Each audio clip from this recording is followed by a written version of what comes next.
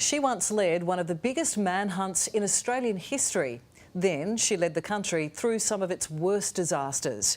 Carleen York has had a lot of hard days at work, but she's had just as many great ones. Now the SES Commissioner is calling time on her extraordinary career. Commissioner Carleen York has dedicated her life to protecting and helping others. 44 years. Yeah, it's been a long time, but a great time. The 63-year-old's the first woman to lead New South Wales SES in its almost 70-year history through some of the country's worst floods ever. She was the senior cop who led the manhunt and capture of one of Australia's most wanted men, killer and rapist Malcolm Naden. A game-changing boss of police forensics and HR, and received numerous accolades, including the Australian Police Medal. But she's also a wife, mother and now grandmother, who wants to be with her family more. It came as a shock to many people, but it's time. Commissioner York joined the SES in 2019. When I started, it was the 2019-2020 bushfire, so we're floods, storms and tsunamis. So I thought I was going to have time to, get in the organisation. But within months, COVID hit, and then the rain did, and it barely stopped for 2 years. Lives and homes were lost, and communities ripped apart. SES volunteers, the Orange Angels, risked their lives but couldn't save everyone, and that weighs heavy on the boss. The nature of those Northern Rivers floods was something we'd never seen before. We were overwhelmed with calls for assistance. So this is where it all happens. It's been a tough gig, but Carleen York is a tough person. When she became a cop in 1980 in Sydney, it was clear she was entering a man's world. Female officers were wearing skirts.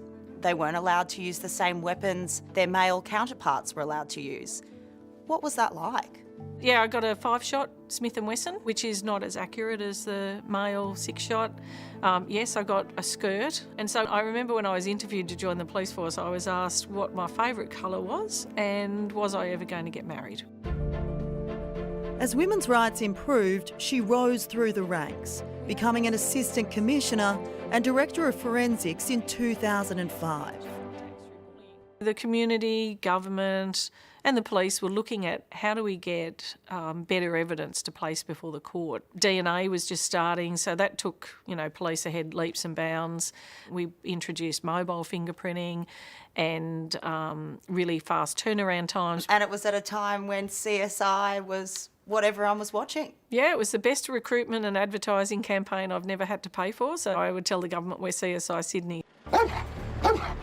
But what happened next in her career would attract international attention. Let's talk about Malcolm Naden. How do you feel when you hear his name? Well, I remember back to a very successful operation.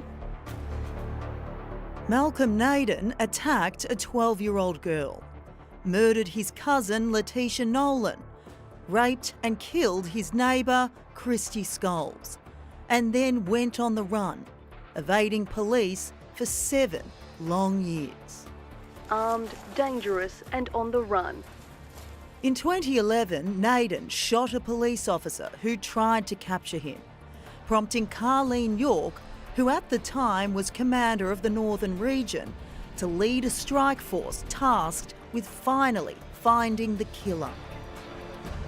In total, we had over 400 officers attached to the operation. We built up a little mini city in Nowen Dock, and we were experimenting on the run because police had never done such a long-term operation in the bush like this, searching for someone who didn't want to get found. He was pretty clever. It hurts me to say that. After months of day and night operations through remote bushland, motion devices detected Naden and tactical officers moved in. Weary, heavily bearded Malcolm Naden was cornered in a farmhouse in the dead of night.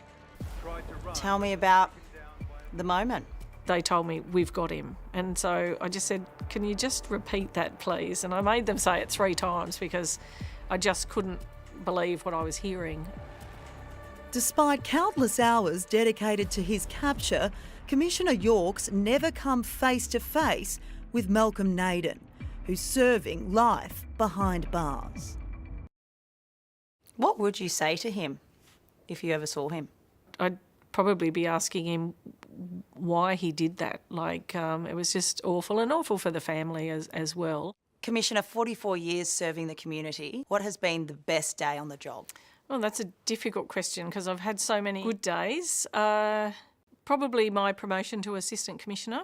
What has been the worst day? The worst day was when I was in charge of forensic services. I had an officer who was quite ill and was junior, and I got a call that he committed suicide. And I think that was the worst time because you go through, as anyone would do, is could I have done more? How have you protected your own mental health over the years? When I left the police, I was not in a good space and sought assistance. But to me, it's the family, it's my husband, it's my 2 children. Commissioner York has worn many hats over the years, but on May 3rd, she'll leave her life in uniform behind. What are you going to miss the most about this? Well, I won't miss the out-of-hours calls or last-minute requests for things, but I'll miss the people. I mean, that's what I really have loved, and the teamwork is what I'll miss the most. Thanks for your time, Commissioner. Thank you very much. Such an outstanding career, and Commissioner, we all thank you for your service and wish you all the very best.